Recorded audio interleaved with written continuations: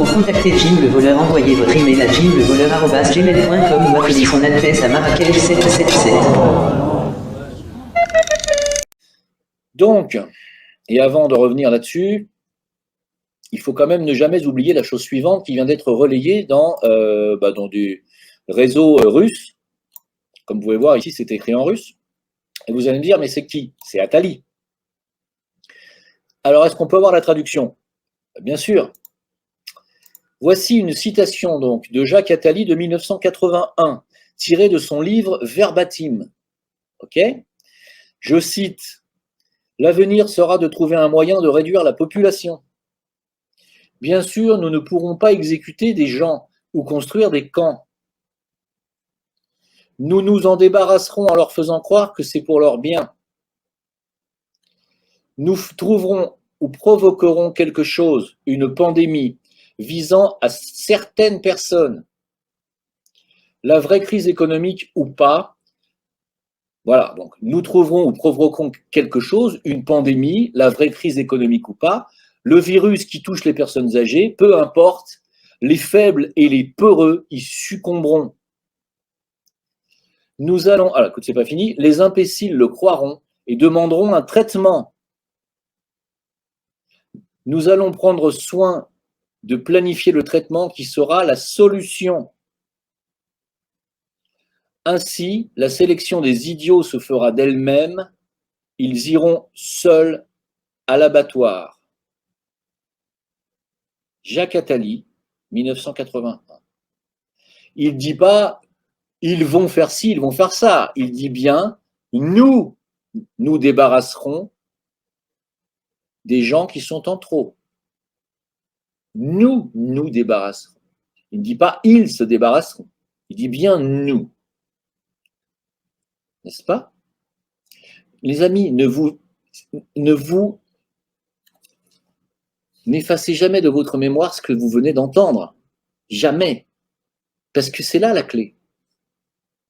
Et la clé, il nous l'a donnée, notre ami Jaco. Il a dit nous. S'il dit nous, ça veut dire qu'il y a une coalition. La question, c'est qui sont ces nous? Les Illuminati? Les talmudistes? Les francs-maçons? Les talmudo-sionistes? Les talmudo-maçonnistes? Qu'est-ce que c'est? C'est qui nous? À qui appartient-il? Le bénévérite? Qui? La question est là. Alors là, tu peux dire, attention, quand tu dis qui, tu sous-entends des juifs? J'ai pas dit ça. J'ai dit, je demande, qui Attali inclut quand il dit nous? Ça veut bien dire qu'il y a un complot, et qui date depuis 81, même bien avant. Selon Christine de Viéjoncourt, qui allait manger très souvent dans les années 80 chez ce monsieur, elle disait elle-même que l'obsession de monsieur Attali, c'est la réduction de la population. Vous comprenez? À un moment donné, il faut arrêter. Moi, je dis qu'il faut demander à ce monsieur, de qui parle-t-il quand il dit nous? Nous débarrasserons, n'est-ce pas, de ces gens qui seront en trop. Comme le dit aujourd'hui son copain, Yuval Harari, le porte-parole de Davos, qui dit que on va devenir des inutiles, parce que l'intelligence artificielle va remplacer énormément de métiers. Je veux vous expliquer où est le mensonge dans ce monde. Le mensonge est le pire des choses. Je vais vous l'expliquer dans un live spirituel. Le mensonge est le pire des maux sur cette planète. Il est hors de question que je laisse le mensonge gagner, régner ou se dépenser, se disperser autour de moi. Jamais. À la faveur du Covid ou du récent débat sur l'euthanasie, des citations prêtées à Jacques Attali sont largement relayées en ligne. Problème, elles sont totalement fausses ou largement déformées. Les théories conspirationnistes s'appuient souvent sur des personnages dotés d'une grande notoriété, puissants et influents. Des coupables idéaux auxquels sont prêtées des intentions malfaisantes. Si Bill Gates en fait régulièrement les frais, une autre figure publique est pointée du doigt en ligne dans l'Hexagone, Jacques Attali. À l'occasion du débat autour de l'euthanasie ou de la pandémie qui sévit dans le monde, de faux propos de l'écrivain aux nombreuses casquettes sont ainsi relayés en masse sur les réseaux sociaux. La sélection des idiots se fera ainsi toute seule. Ils iront de même à l'abattoir. Peut-on par exemple entendre Une phrase présentée comme issue d'un ouvrage datant de 1981, et aux côtés de laquelle un internaute glisse une photo de vaccination. Cette citation, comme tant d'autres, n'a pourtant pas été rédigée par Jacques Attali. Depuis maintenant 40 ans, il lutte en effet contre de faux passages qui lui sont attribués.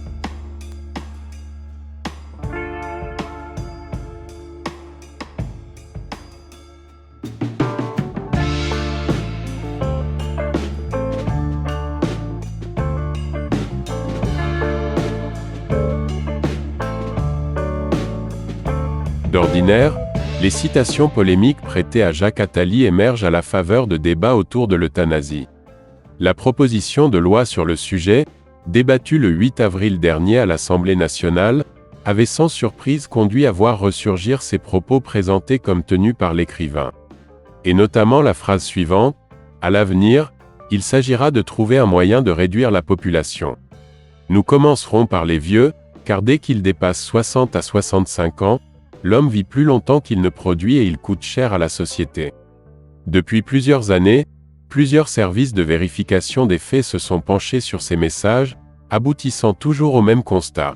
Quand ces phrases ne sont pas totalement inventées, il s'agit de passages très largement déformés ou modifiés. Sur Twitter, le passage évoquant des idiots allant à l'abattoir est introduit comme faisant partie du livre L'avenir de la vie, paru en 1981. L'ouvrage, qui présente le condensé d'entretiens menés avec Michel Salomon, permettait il y a 40 ans maintenant à Jacques Attali d'esquisser des réponses à la question suivante. Est-il possible et souhaitable de vivre 120 ans ? Je veux vous expliquer où est le mensonge dans ce monde. Le mensonge est le pire des choses. Je vais vous l'expliquer dans un live spirituel. Le mensonge est le pire des maux sur cette planète. Il est hors de question que je laisse le mensonge gagner, régner ou se dépenser, se disperser autour de moi. Jamais. Dans les Échos, où vous tenez une rubrique hebdomadaire, vous expliquez que les incertitudes de cette crise, c'est le prolongement de ce que vous venez de dire, font que, je vous cite, elles font surgir des personnages qui se prétendent capables de rassurer les fameux gourous. Oui, les gourous qu'on a vus de tout temps, les gourous ou les complotistes de toute nature qui vont vous dénoncer des complots imaginaires pour faire surgir, se mettre en valeur. Oui. Mais ce qui nous inquiète, c'est que... On voit ces gourous partout et on voit ces complots partout. Enfin, sauf que c'est un peu comme le Trumpisme pour les États-Unis. La pandémie ne va pas durer, mais le complotisme et le manque de confiance, le conspirationnisme, ne va pas disparaître avec le vaccin. Non. Mais le conspirationnisme, ça renvoie à des choses aussi extrêmement profondes. Sans être pédant, si on revoit, si on vient à l'Antiquité, on a toujours dans l'humanité cherché une cause unique des choses. Depuis Aristote au moins. La science est fondée sur cette recherche d'une cause unique des choses. Le monothéisme est fondé sur la recherche d'une cause unique des choses. Le bien, Dieu c'est le bien. Parfois, on cherche la cause unique du mal par le diable. Donc le conspirationnisme, l'idée d'une cause unique qui rassemble l'humanité dans cette recherche de simplicité de tous les temps, est là. Et le complotisme n'est qu'une version affadie de cet idéal humain de l'unité du bien et l'unité du mal, qu'on trouve avec les protocoles des sièges de Sion au XIXe siècle, qu'on trouve tout aujourd'hui. On en a quelques versions qui sont amplifiées par les réseaux sociaux, mais qui s'inscrivent dans cet invariant humain qui est la recherche d'une cause unique. En science, moi qui suis d'abord au départ un scientifique, il y en a cette obsession de la cause unique. On l'a en physique, on cherche la cause unique des choses avec l'atome infiniment sécable qui est la cause de tout. Mais il y a aussi cette cause unique du mal et qu'on retrouve dans les versions les plus élémentaires de l'ignorance complotiste. Je veux vous expliquer où est le mensonge dans ce monde. Le mensonge est le pire des choses. Je vais vous l'expliquer dans un live spirituel. Le mensonge est le pire des maux sur cette planète. Il est hors de question que je laisse le mensonge gagner, régner ou se dépenser, se disperser autour de moi. Jamais. Pour contacter Jim le voleur, envoyez votre email à jimlevoleur@gmail.com ou appelez son adresse à Marrakech 777.